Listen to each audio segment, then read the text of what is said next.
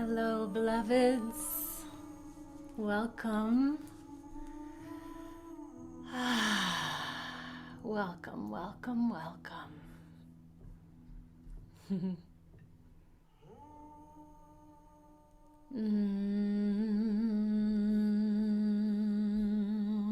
I'm so very glad that you're here. Welcome. Hey, family. Really nice to see you here, to feel you here. I know I can't see your face here, but I feel you and I see you and welcome you to share in the chat. Say hi, tell us where you're coming from. I always like to encourage, if you know the tribal territory where you are, to pop that in. And I'd love to invite you to share 3 words to describe the state of your being in this moment, right? So that's a big window. You can choose maybe 3 words to describe the state of your heart or the state of your body or your day or the state of your energy. Just doing a little check-in, right? Putting our finger like on the pulse of our body.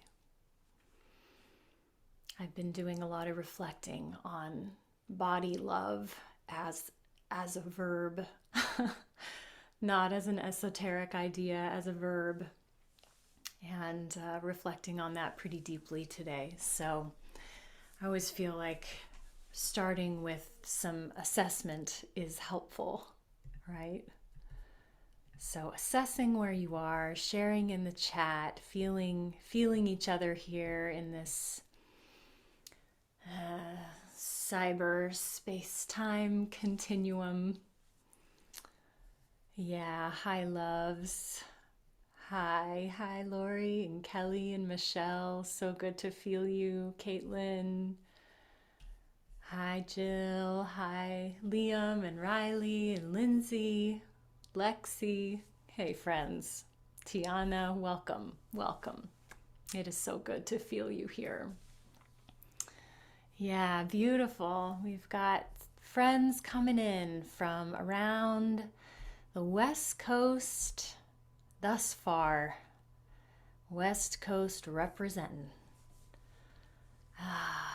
Yeah.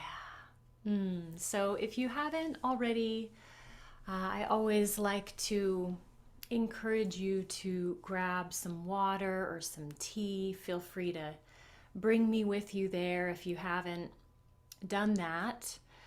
Always good to nourish yourself, right? Nourish yourself and take care of yourself. This is going to be a hands-on class tonight. I am going to share a little fancy schmancy slideshow with you. And we're also going to be doing some breathing, some singing. I'll be inviting you to share in the chat. If you have questions that come up as we go, please pop them in the chat. I'll be checking in there, making sure that that we're going at a good pace for everyone. And I know we're going to cover a lot of info, so feel free to ask questions. I got my special sing mug for y'all tonight. So drinking my elderberry tea in my sing mug. Yes. And maybe, I've been kind of geeking out on this practice. Maybe you can try it with me. I've been doing this probably my whole life, but I had a client a number of years ago who was a very devoted Tantra practitioner, and he informed me that this practice has a name. It's called a Tantric Sigh. Let's do a few Tantric Sighs together to settle and ground into this space. So Tantric Sigh is a big belly breath and then a big sigh out. And as you sigh out, make a nice big, but not, over efforted. It should feel really juicy and easy and perhaps most importantly, authentic, right? So it's really a sound release. I always feel like an entire body softening when I do this. So I'll just demo once. So this is the Tantric Sigh.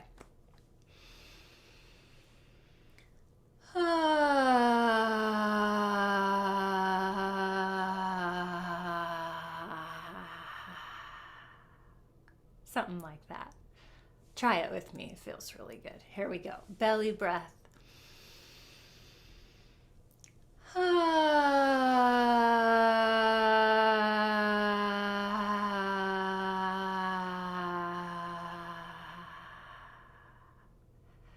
Yeah, sometimes I like to do a little wiggle at the end. Let's do one more. Nice big belly breath. Just let it all go. Let your whole day pour and ooze through this breath and this sound. Here we go.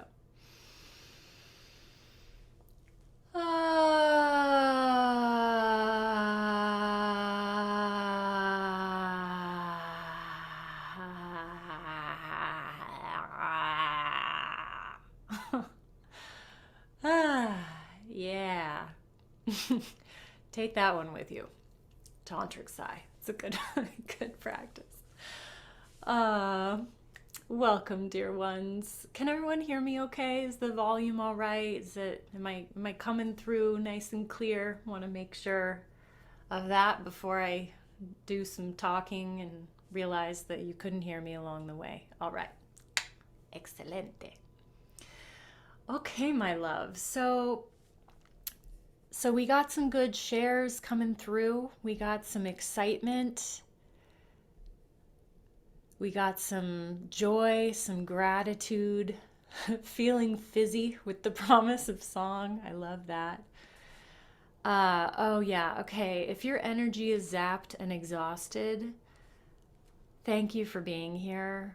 Take care of yourself, okay? Truly. I mean, if you need to lie on the couch for this, you have full permission, right, to take care of yourself. Please get cozy, snuggle with a pet. Do what you got to do. I fully support you. It is the end of a day, and you are welcome here exactly as you are. Yeah, beautiful. So, my friends, I'm Britta, Britta GreenViolet, and I'll introduce myself a bit more in a couple minutes, and I want to get us singing because that's what we're here to do. We're here to do some singing. And hopefully this will support your energy in this moment, right?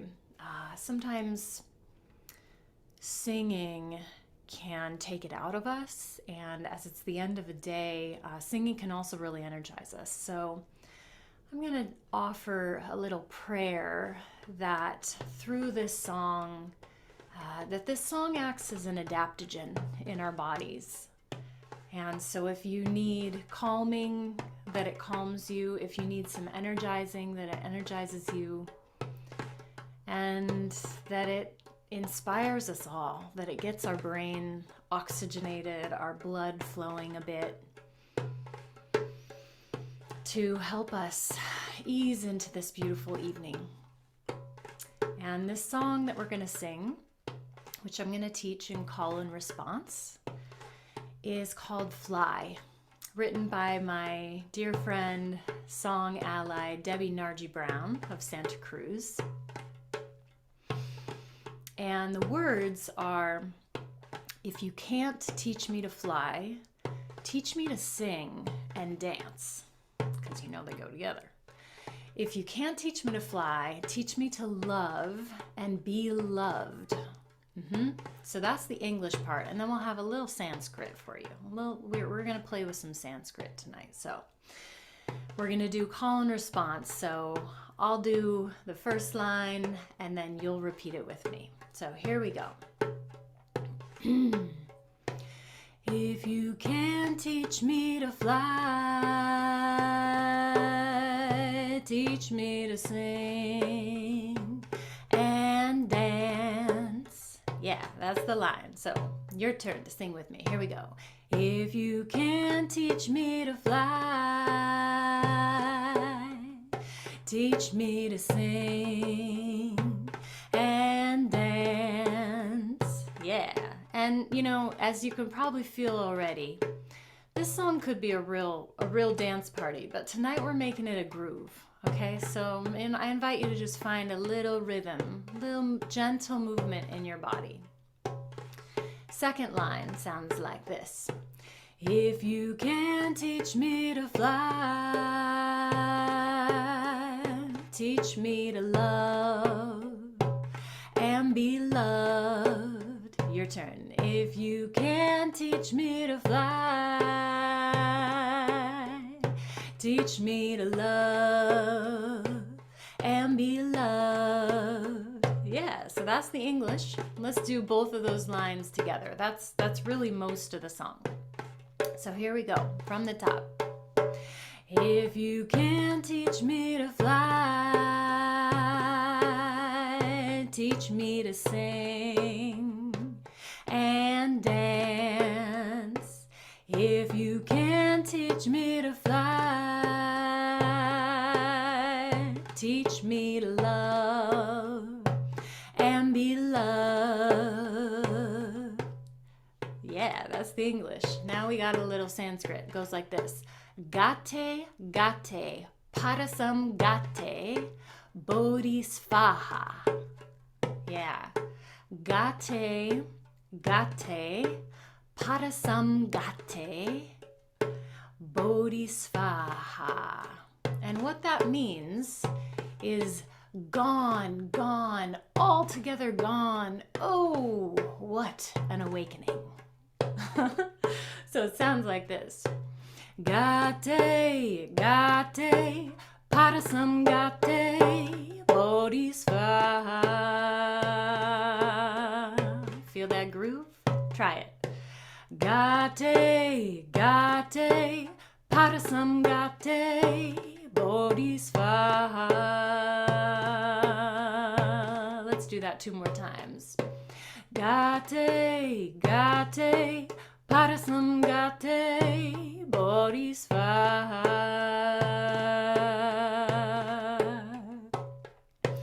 Gate, gate, parasam gate, bodhisvaha. From the top, if you can. If you can teach me to fly, teach me to sing and dance. If you can teach me to fly, teach me to love and be loved. Gate, here we go. Gate, gate, parasam gate, bodhisvaha. And again. Gate, gate, parasam gate, bodhisvaha. Yeah, we're going to sing it through one more time. Invite you again to soften, relax into it. Don't think too much about it. Be easy with it. Find the groove. Let the song sing you. Here we go. If you can teach me to fly, teach me to sing and dance. If you can teach me to fly, teach me to love and be loved. That's right. Gate, gate, parasam gate, bodhisvaha. And again. Gate, gate, parasam gate, bodhisvaha. And we'll repeat that 2 more times. Gate, gate, parasam gate, bodhisvaha.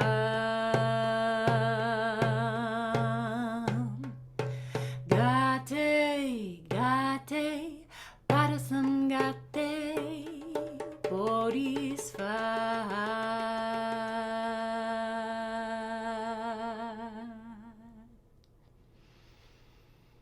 Close your eyes, take a nice big breath in through your nose.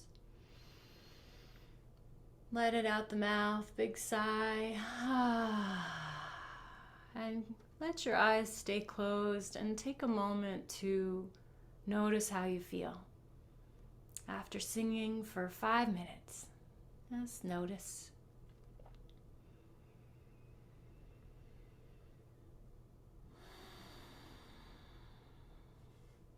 Notice your body. Notice your mood. Notice your energy. Notice any sensations.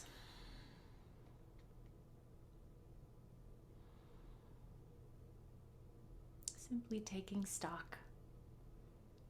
And when you're ready, slowly fluttering open the eyes.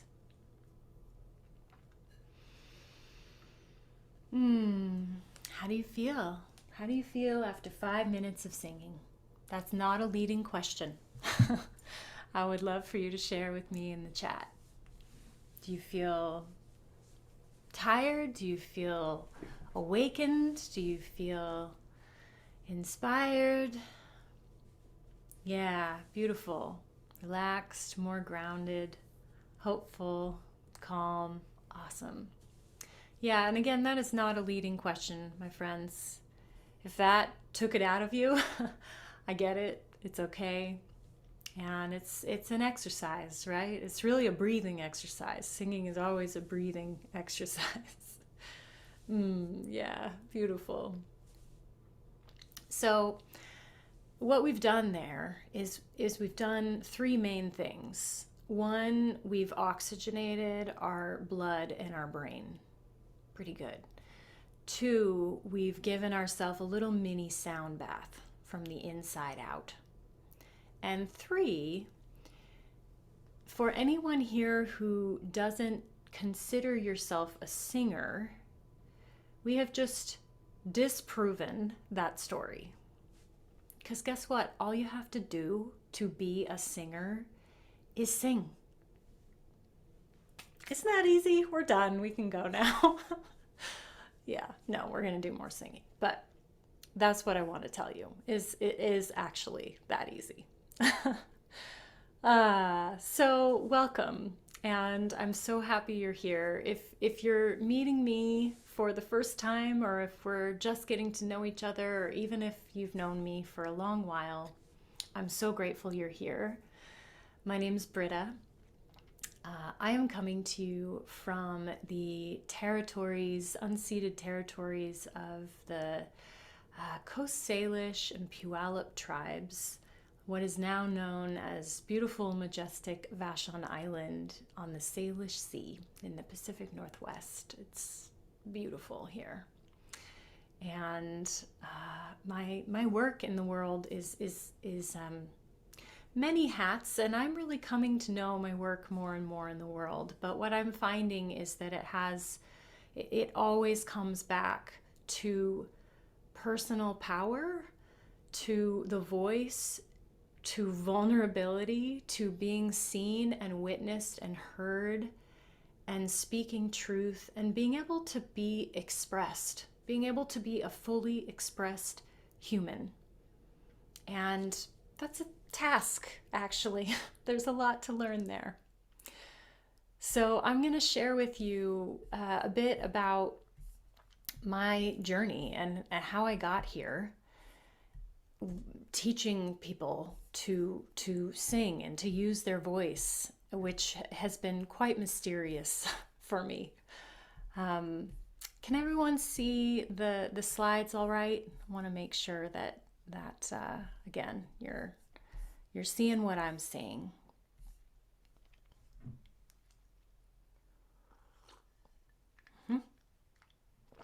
Thank you. Excellent. All right. So here's what I want to share. If you're terrified or uncertain or skeptical or not on friendly terms with your voice, that's what we're doing here tonight. We're talking about getting friendly, befriending our voice. I feel you. That this has been my journey as well, right? We teach what we need to learn. So I used to be terrified to sing, to share my voice in this way. And really about a decade ago, I would say, it's been about a decade of work for me, and longer. But my way to singing actually came through my spiritual work and my spiritual communities. And at one point, I had a mentor who said, if you're looking for spiritual growth, start a music practice. That had not occurred to me before. I don't know if that's occurred to any of you, if you've heard that framing before, or before recently. That's certainly never anything that I grew up thinking, and we're going to unpack some cultural pieces. Which, by the way, speaking of cultural pieces, I also just want to name my own identity that I'm bringing to this offering, because we're going to be talking about culture. And so I'm speaking very much as a white-bodied, cisgender, mostly hetero woman who grew up in the United States. And that's, of course, what I can speak to, because that's my experience. And yet, as I have shared this work and these discoveries, what I have heard and found is that this is actually much bigger than the United States, that this is a global issue in many ways. So if you grew up in a different culture, or you have things to share as we go through this, please share them in the chat. I love to hear all of that. So I had this mentor who put this offering out there, and I ended up getting up my nerve to share a song. And the first song I ever shared in a group was, because I typically don't go for the easy thing in life, apparently. So my first song that I shared publicly was La Vie en Rose, from written by Edith Piaf, en français, in French, because I studied French and have a thing for the French language. And I was terrified. I was shaking. I was sweating. And yet I did it, right? I did it. I shared the song. It was in a very sweet, kind of small, intimate, kind of ritualistic container that I shared the song. And it was a big win for me. It was really a big win for me. And what is so funny about this story is that later, probably several years later, a dear friend of mine who was there at the time shared with me that when I sang that song, that it made her incredibly uncomfortable. Because she was like, oh, you were singing so loud, and like you weren't paying attention to the space, and and that, of course, was humbling, which was the perfect entry point to actually prove that this statement, if you're looking for a spiritual growth, start a music practice, is spot on, like nail on the head. So this is 10 years later. I've been doing this with my heart and my soul, and I've shifted from being somebody who is really terrified of singing and sharing my voice to really having it be such a central part of my work, and really my joy and my delight. So thank you for stepping in, because I know how much courage it actually takes to experience the vulnerability of our own voice and our singing voice. Speaking of singing, I hear my cat Chuckles singing outside the door. So if you hear a cat meowing, that's what's happening. Yes, creature teachers. So lots of birds in this. They're such beautiful teachers for us. So what we'll cover tonight is 3 pathways into this viewing singing as a spiritual practice, viewing singing as really a path to our liberation, to our illumination. So path number 1 is how to breathe as a singer. I mean, it sounds silly, but it's actually not what we're used to doing. So that's path one, how to breathe. Path two is we're going to identify what I have come to think about as traumas that live in the fifth chakra. The fifth chakra is the throat chakra. It's above the heart, below the eyes. That is the realm of the fifth chakra. And how we can heal through the expression of using our voice and song. And then the third path is we're going to bust through the myth that singing is only for talented people and performers, because we just need to let that one go right now. So, another moment of sharing, I would love to hear if any of these statements resonate for you. These are statements that I've heard, that I've witnessed, that I have been working with through my choir members, through friends, through myself, through community members. And I would love you to know that you're in the right place by just being affirmed that these are so common. So, which, if any of these resonate for you? I wish I had learned to sing as a kid, but now it's too late. I think I'm tone deaf. I think I'm always off key. I'm never sure if I'm singing the right note. Maybe you feel confident in your voice, but you feel totally exhausted and depleted afterward. So your ability to know how to use your voice and maintain your energy, kind of energy maintenance, is maybe the problem. Maybe you feel like you have a decent voice or even a beautiful voice, but you're still really terrified and insecure about anyone hearing you.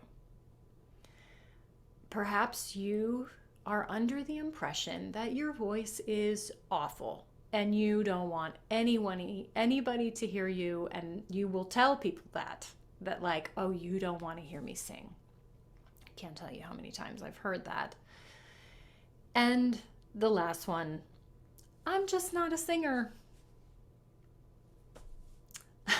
Yeah, beautiful. Thanks for sharing. Yeah, this is great. Yeah, so many of them resonate. Yeah, these are really, really common. And it just feels really good and really important to let you know that you're not alone, and that actually a lot of these things are cultural conditioning. So a big part of the work with the voice is unpacking, unraveling, deconditioning those stories, letting those stories go off to die, and inviting something new to take their place, to be reborn and rebirthed. Yeah, and if there are other things that aren't here, but that you want to put in the chat, blockages, please do. No idea what I actually sound like. I imagine it's terrible, and I'm insecure with the idea of being seen and heard. Yes. Thank you. Thanks for sharing. And you know what I want to say too, and we'll reiterate this as we go, is sometimes I think singing is seen as this, this frivolous practice, or this just fun, silly practice. But I'm going to do my best to convince you in many ways how healing this practice is, really. And not only healing for our body, for our spirit, for our soul, for our energy, for our mind, but actually an avenue to really to personal power. Feels like the best way I keep describing it, of being able to show up and be authentic, vulnerable, be willing to be witnessed in something as edgy as putting your voice out there. So here's my approach, and here's what I believe makes this such a unique approach in the world of singing. This is not a singing lesson. This is a meeting. This is a sweet meeting, and an opportunity to befriend your voice. And this is a relationship like any other relationship. So again, taking stock, what's currently there with your relationship with your voice? Are you friends or are you foes? Or are you kind of neutral and standoffish? Right? Are you peaceful, or is there contempt? Is there harmony, or is there dissonance? Like, what if you were to think about you and your voice literally as you and another entity, another being? What is the relationship that's happening? What's the dynamic? And I really love to encourage this reframe, thinking about your voice not as something that you are sculpting or molding or trying to manipulate or trying to get better, but actually seeing it as a process of building trust. Building trust, right? And just as when we meet someone, we would never assume that we're going to become friends instantly, right? We would never do that, because building trust takes time, patience, compassion, and it takes a whole lot of curiosity, right? It takes putting our assumptions and our expectations aside. So regardless of what narratives you're holding on to with your voice, this is what I want to invite you to step into. Curiosity. How can I meet my voice in a different way, in a more compassionate way, in a more friendly way, in a more loving, patient, curious, curiosity-driven way? Yeah. So it's not about perfect pitch, right? It's not about getting it right or getting ready for stage. It's about authenticity. It's about being able to say something hard or have a challenging conversation. It's about speaking truth and your beliefs, even in a room where people might not agree with you. It's about being able to sing or speak or express without shame. Yes, yes, yes. I say so much yes to all of that. That's what we're going to do in the next hour. And if, as we're going, you are getting the sense that, wow, there's a lot here, and this is just the tip of the iceberg, and how do I actually implement all of this? You would be correct, and I support you, and I love you, and I see you. And breathe with it and enjoy the ride. And at the end of this class, I'm going to share with you something that I have been working on, pouring my heart into, and that I'm really excited to offer to my community. That is an opportunity for you to learn with me and sing with me and grow with me through liberating your voice. So we will get there. And for now, let's walk together down that first pathway.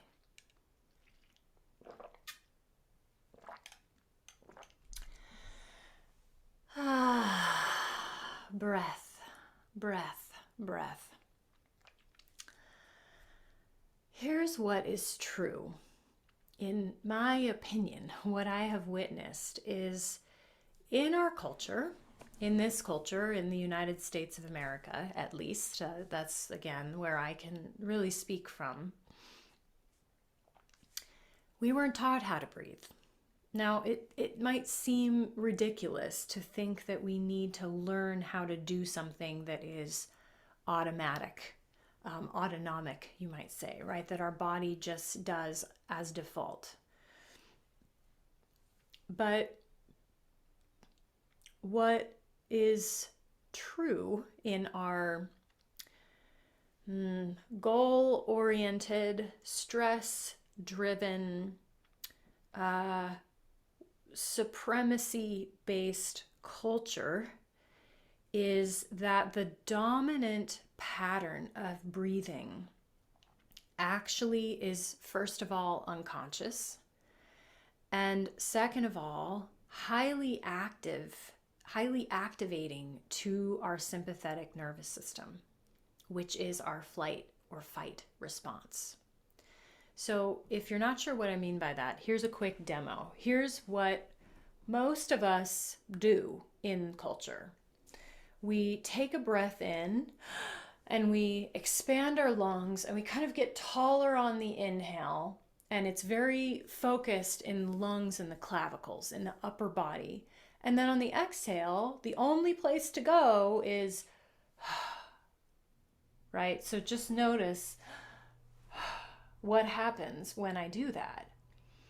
I'm collapsing, right? My posture is collapsing.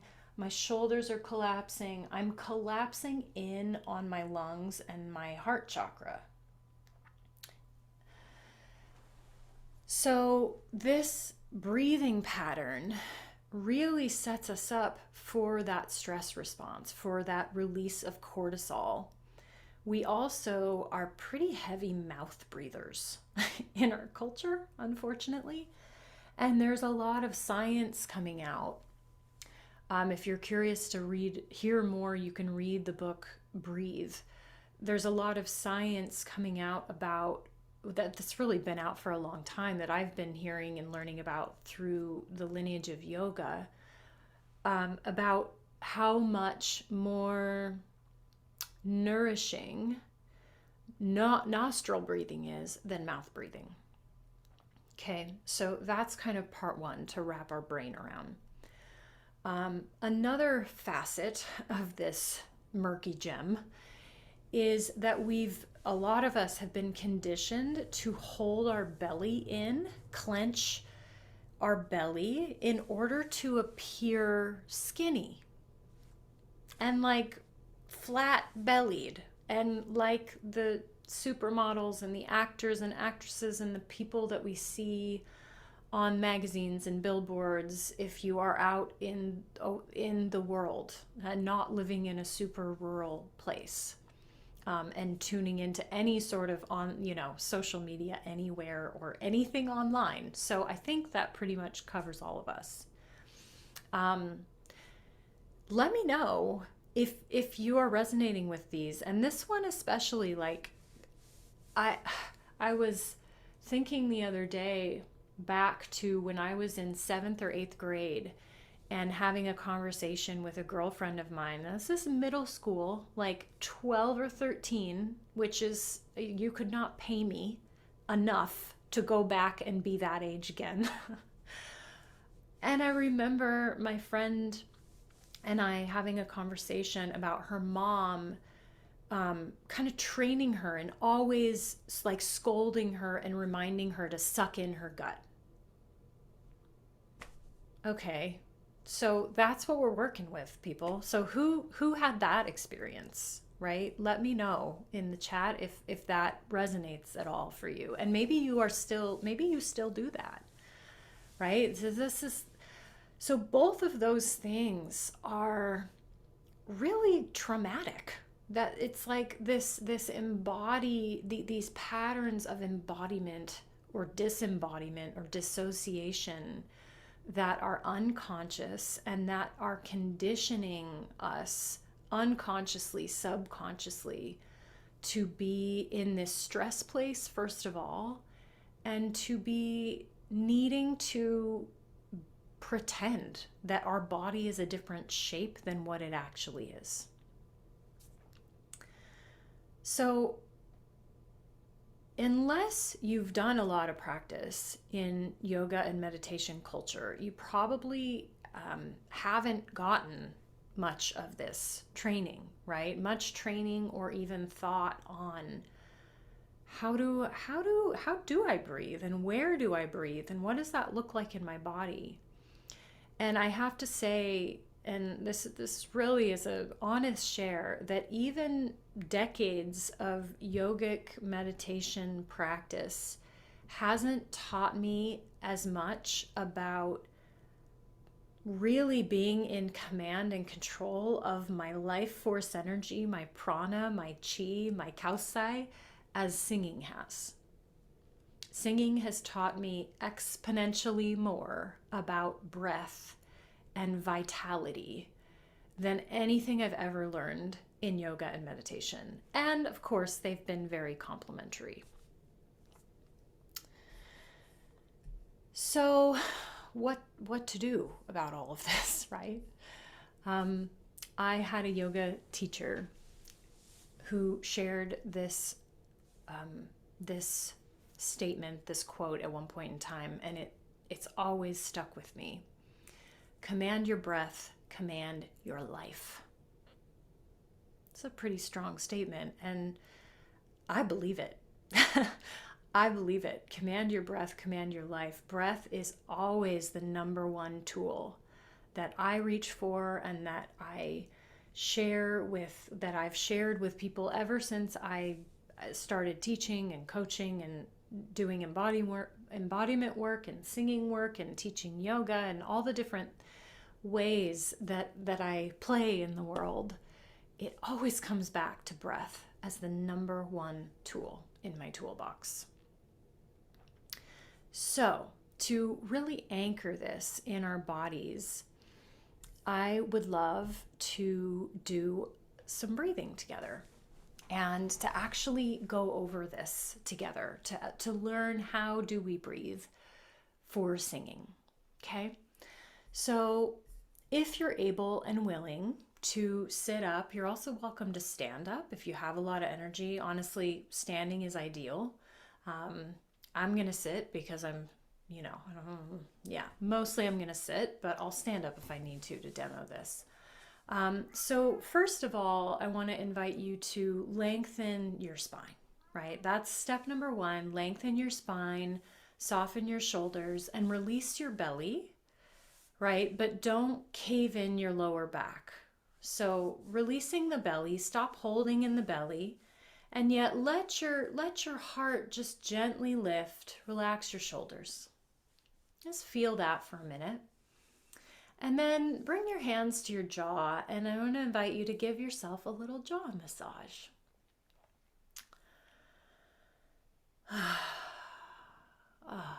Feels really good. If you don't do this often, this is a really nice, simple love practice.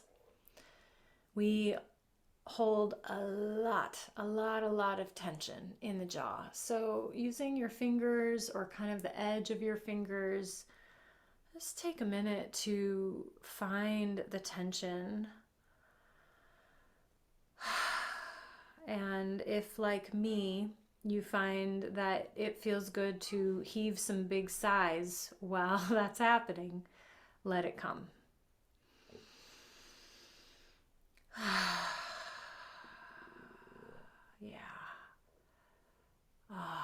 Yeah, you can kind of drag your knuckles or your fingers down the jawline. Let your mouth hang open. Maybe heave a nice, gentle, big sigh.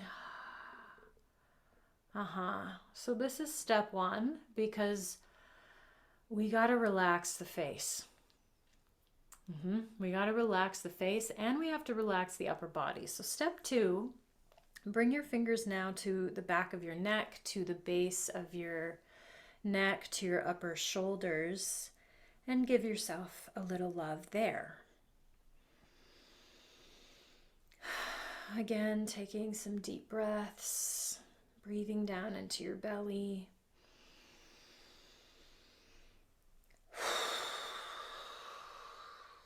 And I encourage breathing in through the nose and out through the mouth.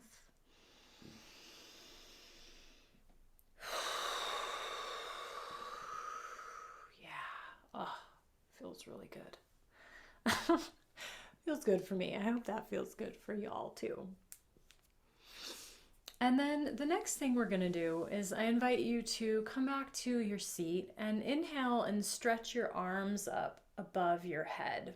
And just let your hands point up toward the sky or the ceiling, the ethers, the heavens. And feeling either your feet rooted or your sits bones rooted into your seat.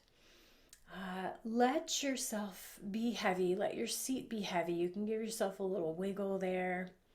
And again, soften your belly, but keep your low ribs tucked just a little bit so that you're not jutting your chest and your ribs out. So your ribs are just slightly pulled in as your belly is softening. And then you're finding length in your side body, right? So take a moment and just feel that really nice stretch. If it feels good, you can actually stretch to one side and then the other. Yeah, getting some length in the side body.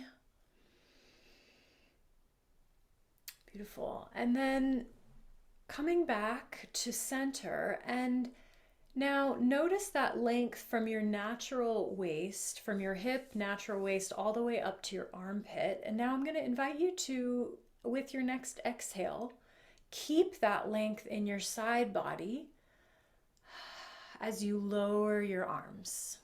So the length is still maintained in the side body. Shoulders are soft. Heart is just gently lifted. Okay, so you feel that? You feel that you're relaxed, your upper body totally noodly, right? Upper body's soft. Lower body is relaxed but engaged and aligned and tall, okay? So that's our basic posture. From there, we're gonna do a breath, and I'm going to use a metaphor that that is really great from a book called Heart-Based Singing. And the metaphor is filling a water glass. So when you fill a glass of water, what happens? The water goes to the bottom and fills from the bottom up. That's what we're doing when we are breathing as singers. We're not sending breath here, we're sending breath here, right?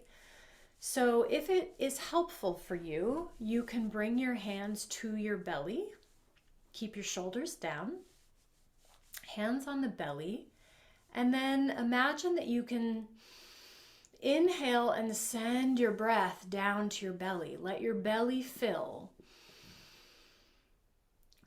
So you're actually on your inhale. Notice that I'm not getting high and tall and open up here. In fact, nothing much is happening in the upper body, right? All the action is happening in my belly. The breath is going down and filling the glass from the bottom. And then as I exhale, I'm breathing out the mouth because we're going to be singing. Breathing out the mouth and imagining that your spine is elongating. It's actually getting taller as you exhale. So let's try this together. Hands on the belly if it's helpful. Inhale down into the belly. And then exhale, sending your crown toward the sky, just subtly. Beautiful. Let's do this again. Inhale down. Exhale, get tall. Yeah, excellent. So this is a crash course, but the important thing to notice, this is a great technique that you can do in front of a mirror, is that you're not doing this with your shoulders, right? And you're certainly not inhaling tall, exhaling down. You're actually inhaling down and wide like an earth breath, and then you're exhaling as you're getting tall and lengthening. So you're giving yourself a nice, big, easy breath with which to sing. So let's do one more piece to this. We're actually going to do a little bit of sound. And we're going to do actually a pranayama practice, which is pranayama is the yoga of breath. And this is called Bremari Breathing. Bremari means black bee, and it's referencing a black bee, an Indian black bee. So we're going to use the same filling the glass technique for our inhale and our exhale. My sister Lisa Littlebird calls it an earth inhale, sky exhale. So we're going to use that. And then on the exhale, we're going to actually plug the ears, and we're going to close the mouth, and we're going to make like a bee buzzing humming sound that's going to be kind of nasally. So this is a really nice practice because it's, first of all, an amazing warm-up. It's a really nice way to get your voice moving without actually singing. And the nasal sound actually conserves a lot of energy. It's very easy to make a nasal sound. So this is a really great practice. The other thing I love about it is that because you're plugging your ears, you get to hear your own voice really, really clearly. It's actually a really kind of intimate experience, right? So, befriending our voice with Bremari Black Bee. So we're going to do this twice together. So here we go. Nice belly inhale. Cover the ears. You can close your eyes if you like and let the black bee hum.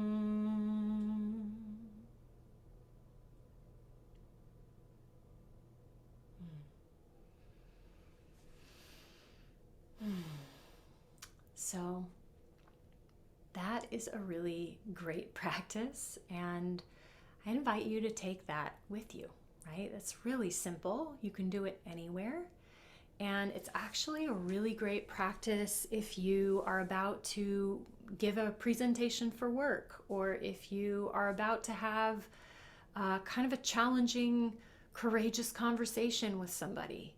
Right? So try this. Try this first to get your brain and blood oxygenated, to really hear your voice and join with your voice, and to warm your voice up. So that's Bremari Black Bee.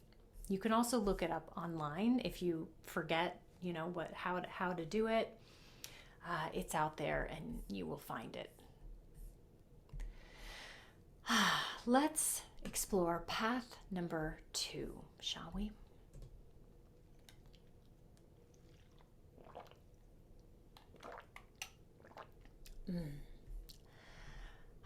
Water. It's good medicine. Okay, dear ones. So path number 2 is this idea of what I've come to know as vocal trauma. That might sound kind of extreme, vocal trauma. But what I actually have found, and what I believe more and more, is that we often feel like we can't use the word trauma unless it's kind of very obvious or very violent, or we put trauma, a lot of us, myself included until relatively recently, put trauma in this very specific category. And what I have begun to unpack with myself and with my community members and friends and clients and choir members is that this vocal trauma that lives in the 5th chakra, between the heart and the eyes, really acts as a huge barrier in our ability to speak truth, to be brave, to be seen and witnessed in our authenticity, certainly to sing in front of people. So let's talk about this a little bit. What is vocal trauma? Here are some specific examples that have come through people that I have actually talked to. So these pretty much all of these, I can think of multiple people who have shared stories about these things. So again, these are apparently quite common universal experiences. The first one is maybe as a kid, maybe as an adolescent, maybe even as an adult, being told that you couldn't sing, that you shouldn't sing, that you're a bad singer, and being shamed for that opinion, that judgment that was passed on you. Just the other day, I was talking to one of my clients, and she was sharing with me this memory of, I think it was from middle school or elementary school even, of trying out for the school choir and being denied and being told by the choir director that she had a bad voice and she shouldn't sing. And she's been carrying that for, decades. Again, I would love to hear in the chat if you feel willing to share. I know a lot of this is vulnerable, so if you're willing to share with us, I feel like it's again so affirming to actually see each other in this work and in this process, and to know that it's not just us. We're definitely not alone. Another facet of this that I've heard a lot is people who have been silenced. That could be. I think being silenced in a lot of ways is oppressive, right? And sometimes that looks like being made to keep secrets in our family. Sometimes that looks like withholding truth, carrying around a secret or a lie or a deceit for years for whatever reason. And that forming a blockage.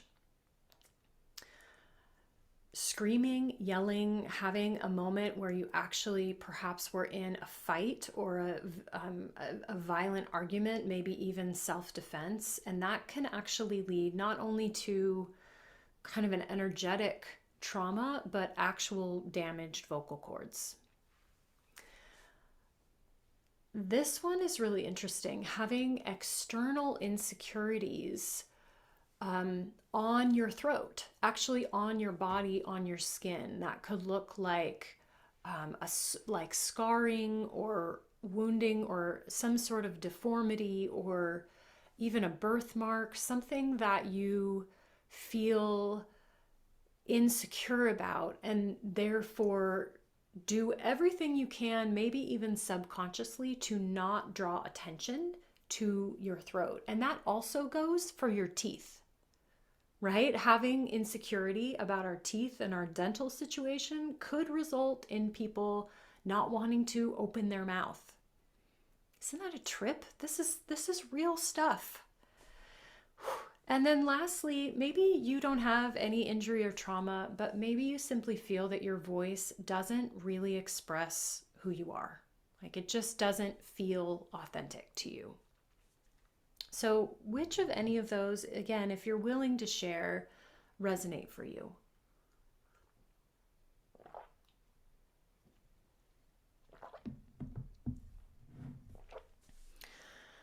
Yeah, keeping secrets, which makes me want to scream and use my voice in anger, right? Which leads us back to screaming, which is really bad for the vocal cords. So that's a vicious cycle. Second grade music teacher, Mrs. Sanfilippo. Isn't that amazing that you even remember? You remember her name. You've been carrying that. Oh, thank you, and I love you, and I'm sorry that that happened, and you are not alone. Yeah, 40 years later. Made to withhold the truth. My dad was super insecure about his voice, and I wonder if that was passed down. 100%. Yeah, absolutely. Often told I was a bad singer and shouldn't sing. Yeah. Oh, yeah. Thank you, Kelly. That is a big one that I actually need to add to this, which is having the trauma of not feeling heard, or like my voice, my truth, my words, my opinion doesn't matter. That's a big one. And actually, it's such a big one as children, again, culturally, that kids and women, children and women, this idea that like you should show up and look pretty or be cute, but don't talk, right? That is so frustrating. So this is vocal trauma. Actually, one of my best friends she's in school right now getting training for traditional Chinese medicine. And her name is Monique. And she shared with me that there is an actual condition in traditional Chinese medicine that they call plum pit. And it is the sensation of having a plum pit in your throat. That is an actual diagnosis that is offered through that lineage of medicine. I couldn't believe that when I heard it. And I could believe it because I felt it. I mean, who here has felt plum pit? Like, with just the moment, I was like, wow, that's a very well-named diagnosis. Like, I know exactly what that is. Ooh, yeah. So this is kind of intense, right? So how and what to do about this? The good news is that our voice, our fifth chakra, is the epicenter of truth, of manifestation and expression. Those are the medicines of the fifth chakra. And I believe with my whole being that we can bring healing to ourselves. There are many ways we can do that. And one of the most powerful ways that I have found is actually through getting that energy flowing and moving and unblocked out the throat, out the mouth, as our breath, with sound, right? As our voice. And singing is such a beautiful catalyst. So we're gonna do a little of that right now. And we are going to do it using a mantra.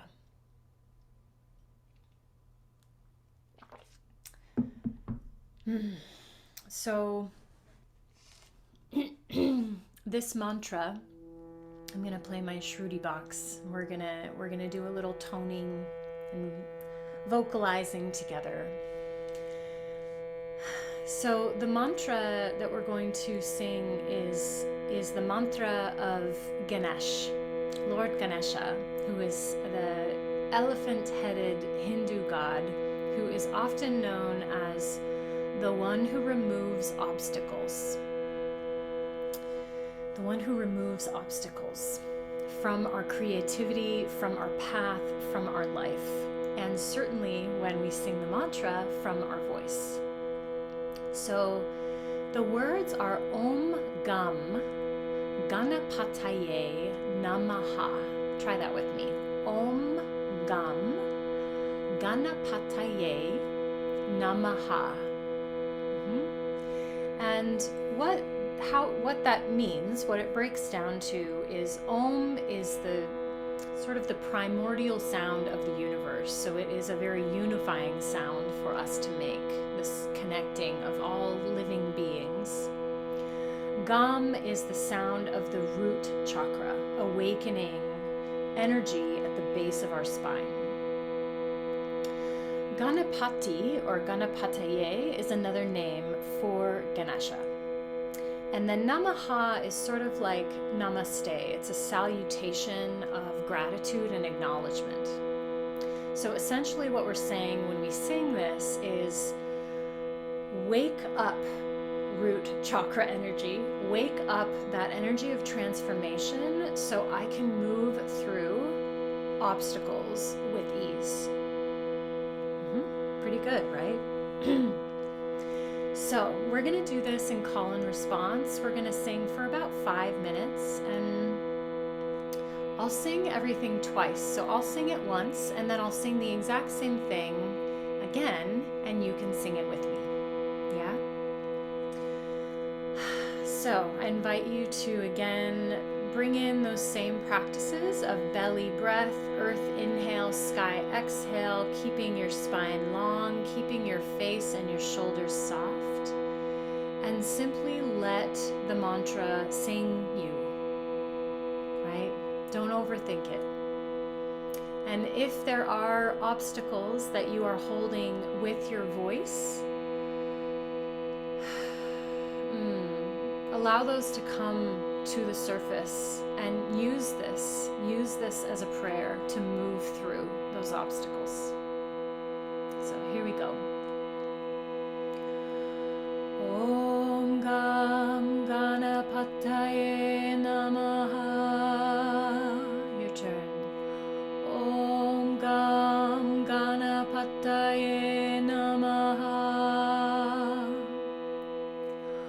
Om Gam Ganapataye Namaha.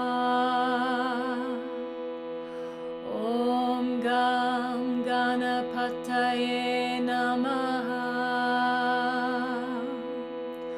Om Gam Ganapataye Namaha.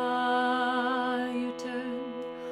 Om Gam Ganapataye Namaha. Om Gam Ganapataye Namaha. Om Gam Ganapataye Namaha. Om Gam Ganapataye Namaha. Om Gam Ganapataye Namaha. Om Gam Ganapataye Namaha.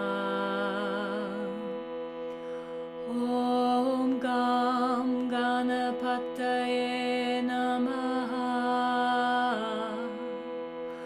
Om Gam Ganapataye Namaha. Om Gam Ganapataye Namaha. Om Gam Ganapataye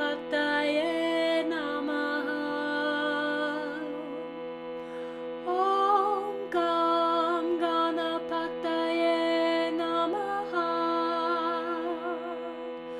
Om Gam Ganapataye Namaha. Om Gam Ganapataye Namaha. Om Gam Ganapataye Namaha. Om Gam Ganapataye Namaha. Om Gam Ganapataye Namaha. Om Gam Ganapataye Namaha. Om Gam Ganapataye Namaha. If that's a little low, just relax into it. Om Gam Ganapataye Namaha. Om Gam Ganapataye Namaha. Om Gam Ganapataye Namaha. Let's do that 2 more times. Om Gam Ganapataye Namaha. Last time. Om Gam Ganapataye Namaha.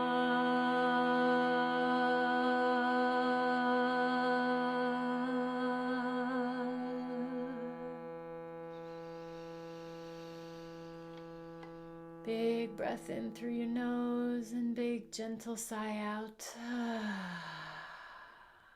If it feels okay to close your eyes for a moment. Take a few more breaths.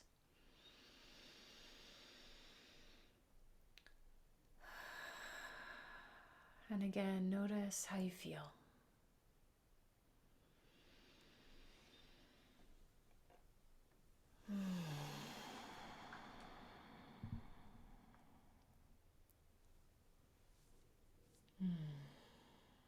And when you're ready, opening your eyes, coming back, maybe having a little sip of water.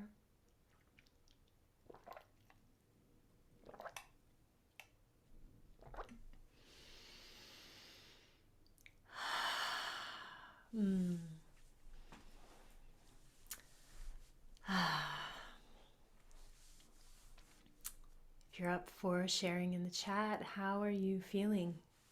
Letting that mantra come through. How did that feel? Was it new? Was it strange? Was it amazing? Was it challenging? Yeah, we are. We are at the Leo full moon. Yes. And I am a Leo, so I'm feeling it. I like that. I like that roar energy. And I like that purr energy too. Yeah, noticing, how you feel. Do you feel vibratory? Do you feel heated up? Do you feel lightheaded? Do you feel grounded?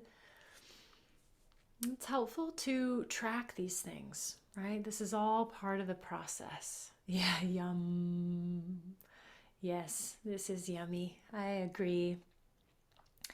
So again, my hope at the very least is that you take these tools from this class with you. And this is a really, really beautiful, simple mantra to chant. You can find many, many versions on YouTube, online. You can just look up Lord Ganesha's mantra.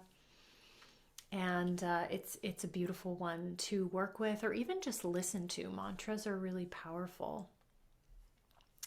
Something unlocked down in my belly. Feels like there's another series of locks below that. Indeed. Yeah, beautiful, beautiful. And it's a journey, right? It's a process.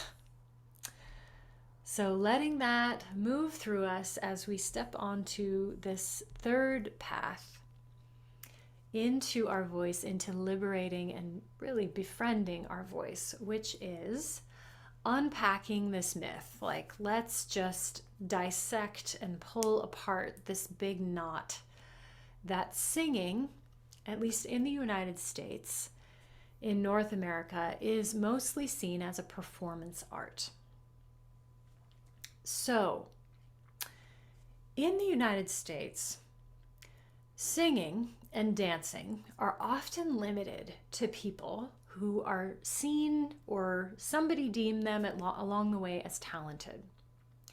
And therefore, music making really is not seen to have much value other than performance. Now, music, sure, like we love music. Who here is just a music lover? But how about making the leap from being a music lover to being a music maker? What is often true is hardly any time is spent in school on music unless we were really persistent with our teachers, with our parents. And again, we've gone through some of the things that can derail that path. So no wonder singing is terrifying, right? We haven't practiced it. It's not a muscle we've strengthened. And what I would like to offer you here is that singing and dancing are, in the words of my friend and mentor and elder Lawrence Cole, primal human technologies. And I will add ancient to that, ancient primal human technologies. And we don't have to search very hard to find examples of indigenous and tribal cultures and peoples and communities around the globe who have and still continue to this day to use song not as performance, but as a tool for connection, for joy, for expression, for getting in touch with our emotions, right? For being together in community. So it's really important, and I want to invite you right now to recognize the limitations that you're working with, right? Like, this is not something that we've been taught. We have been conditioned that singing is only for these special people. And if you're not one of them, you don't do it. You get to appreciate it from afar, but you don't actually get to be an active participant. So let's just kick that to the curb, give that the bird, and say, okay, we're moving on. We're writing a new narrative, which is that song is my birthright because I am a human being. I mean, try that. Song is my birthright because I am a human being. Period. Full stop. And if you had grown up with that as your belief, as that is what was being taught to you, do you think you would be insecure about singing and using your voice? Probably not, right? So let's anchor this with a little bit of writing. So if you've got a piece of paper and a pen handy, you're welcome to write there. If you don't, you're welcome to use the chat. And I'm going to give you a couple of short prompts here. So prompt number 1, my voice is. Give me 3 words for how you would describe your voice right now. Right? Just authentic. What's real for you? 3 words.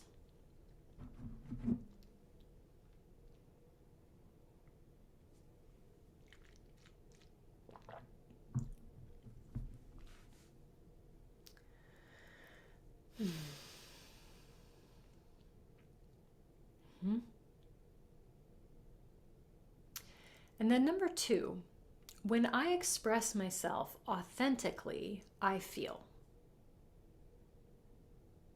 Keeping it simple, letting whatever wants to come through. When you show up with authenticity and express yourself authentically, how do you feel? Maybe you can think of a moment in time where that happened and you can go back and draw on that.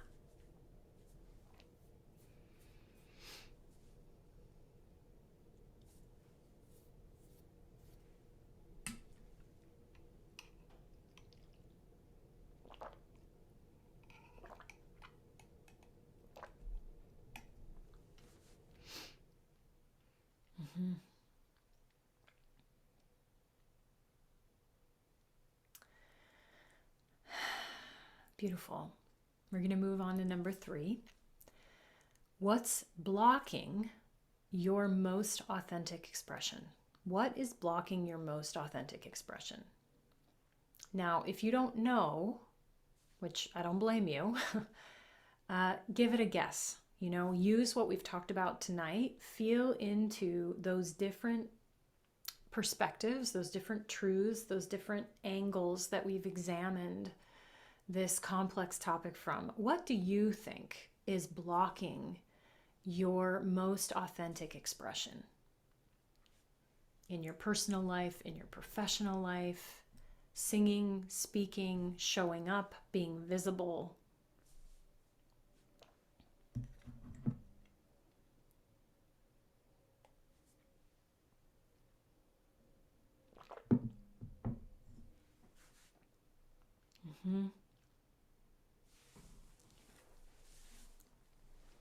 And then lastly, my friends, I want my voice to feel.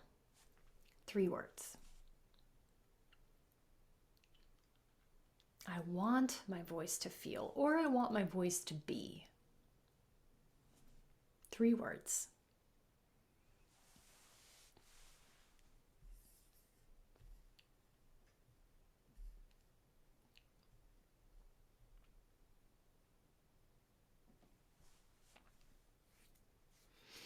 And when you've got that number 4, I want my voice to feel or to be. If you're willing to share those with us in the chat, I would love to see.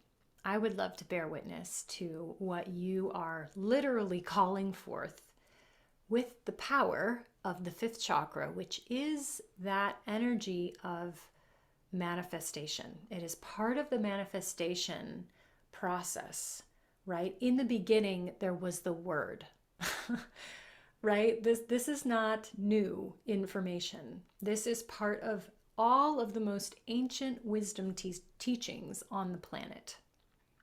So give it voice. How do you want your voice to feel or be? Warm, welcoming, confident, filled with love, authentic. Yes, yes. Harmonizing, emotional, soulful, free. That is a big one. Free and clear are 2 of the ones that I see the most. Connected, connecting, authentic, grounded, tender, strong, loud, joyful, and shared. Yes, shared. Thank you. That is a good one. These are all good ones. Beautiful, compassionate, clear, strong. Yes, loves. I want that for you, and I wish that for you, and I wish that for me, right? And this is a journey. And if there are gaps between number 1 and number 4 for you, if there's something in number 3 where you don't quite know how you're going to get there, right? How you're going to channel Ganesha and move through those blocks, I'm with you, and you are not alone. And I want to really give you just a wholehearted invitation to use song, to see song as medicine for moving through these blocks, for opening the heart, for opening your expression. And if this is feeling juicy and aligned and alive and exciting for you, I'm so excited to share with you this creative baby that I have been birthing, midwiving, channeling, bringing through. And it is an opportunity to join with me, to sing with me, and not just with me, but with a community of people who are earnest and sincere and wholehearted in their desire and their commitment and their devotion to opening this channel of the 5th chakra in the name of illumination, in the name of liberation, in the name of delight and being a fully expressed human. So if all that sounds good, please join us, because we are about to leap into this beautiful 6-week experience called HeartSong. And quite simply, the aim, my heart's arrow is aiming toward liberating your voice. It's the best way I can put it. And just want you to take in this image, because I put this together, digital collaged this for this program, and I'm totally obsessed with it. And this is how I want my voice to feel. Like clear, spacious, juicy, right? Vibrant, dripping, joyful, complex, artful, right? Like, ooh, intriguing, all the things that are there. And that's really what it's about. That's what HeartSong is about. HeartSong is a new paradigm of embodiment, empowerment, and healing through the voice. So really, whether you want to grow as a musician, as a singer, as a speaker, personally, professionally, maybe you just want to feel more at ease showing up, being authentic, speaking your truth. HeartSong delivers tools for just that.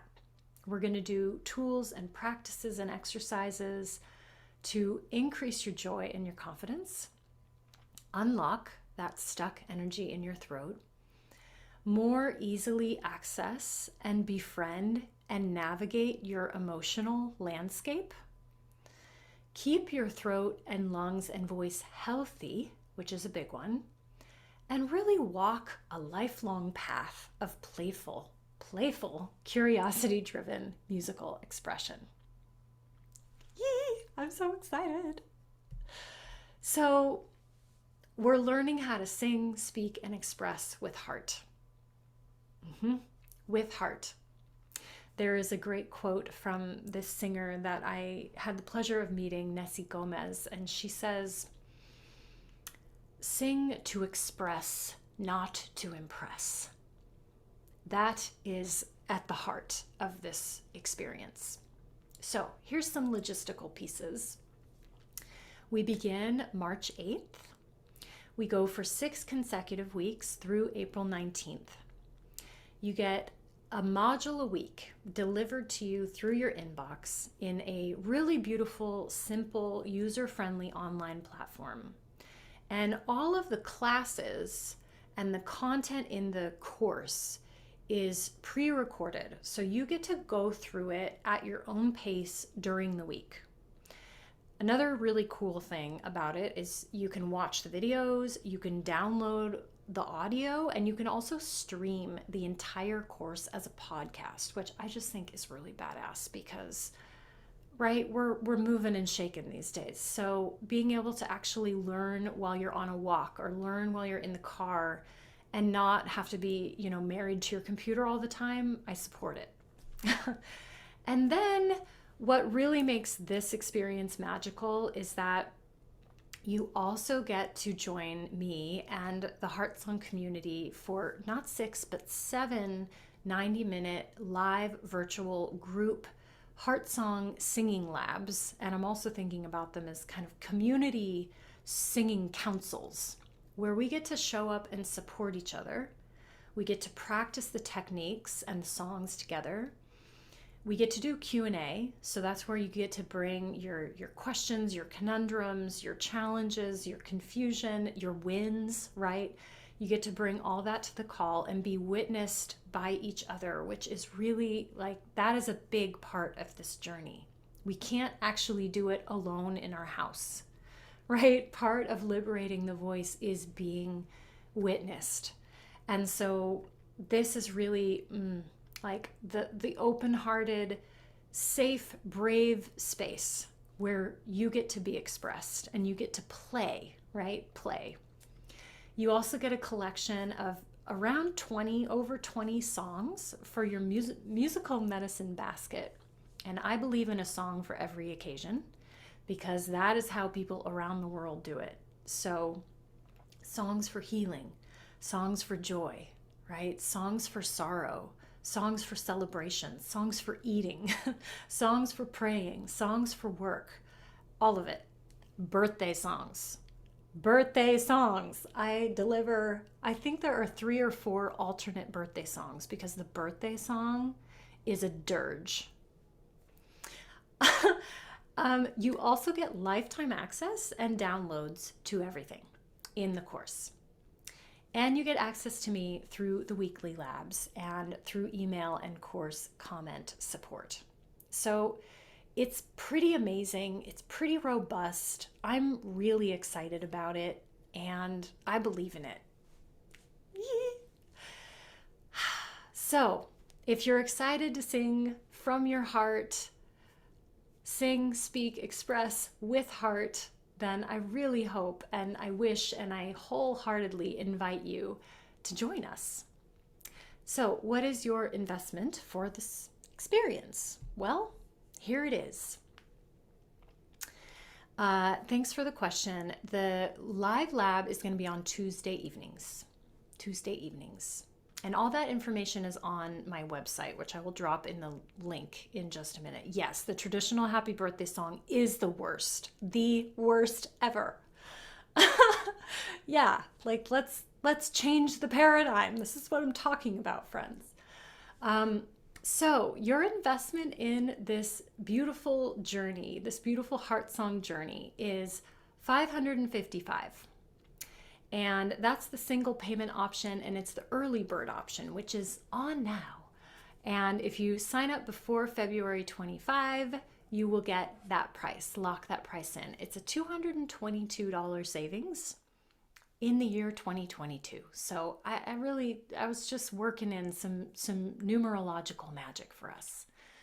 There's also a split payment option. So if paying in full doesn't work for you, you can do 2 payments of $295 on the early bird, or if you sign up after February 25, it goes up to 2 payments of $395 or 1 payment of $777.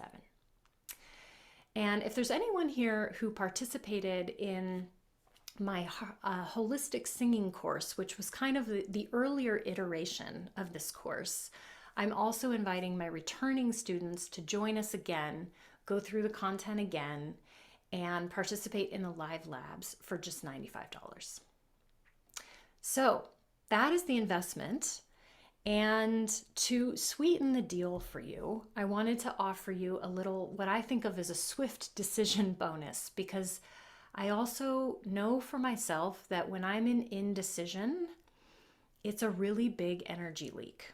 So I don't want to do that to you. I don't want you to be in indecision.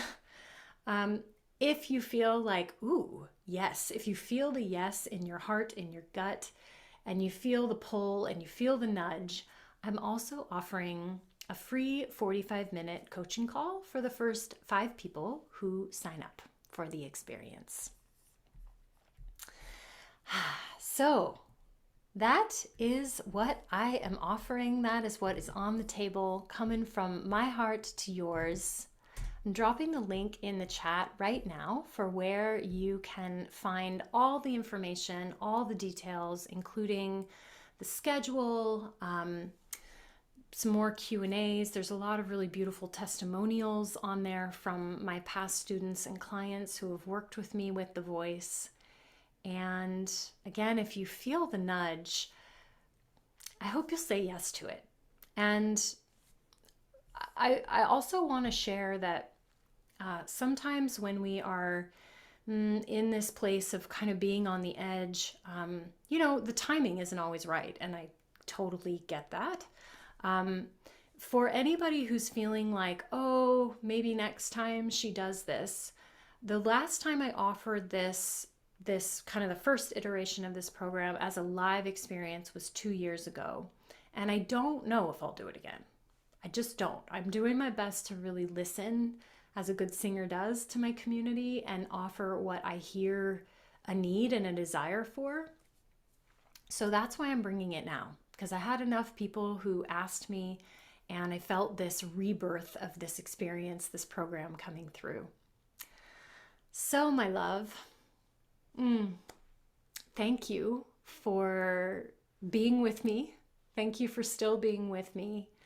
Thank you for being willing to befriend your voice and to even consider befriending your voice. I truly believe that by you stepping into devotion in this way, you are liberating a part of yourself that has been dormant. And we need you. We need each other to show up in our authenticity and in our power and in our truth and in our vulnerability, right? The world needs more HeartSong, right? And even if HeartSong doesn't mean song for you, right? There's that beautiful quote, I want to say it's from Wayne Dyer, of like, let's not die with our song still inside of us. And your song might not be a song, right? It might be anything. And I invite you to see the voice as a catalyst for manifestation, for healing, for connection, right? For miracles. I mean, truly, I can't state enough the miracles that have come through. Leaning in, befriending my voice, liberating my voice.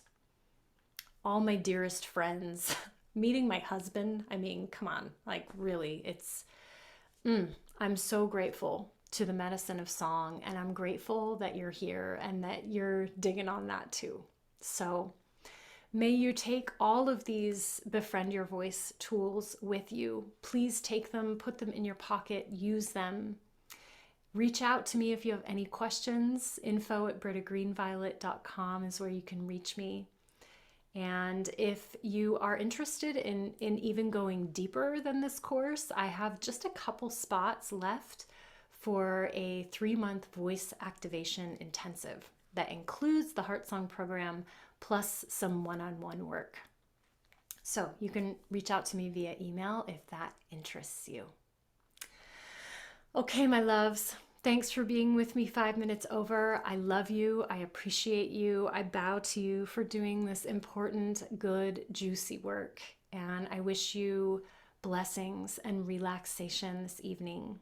Drink a lot of water, get some good rest, reach out if you have any questions, and I hope to join voices with you in HeartSong. Blessings, blessings, and thank you. Bye, loves. Thanks for being here. I adore you. I see you. I appreciate you. Yeah, thank you for these beautiful comments.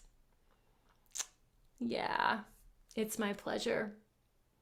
Let's be in touch. Let's stay connected. Reach out. Thank you, loves. Take good care. See you next time.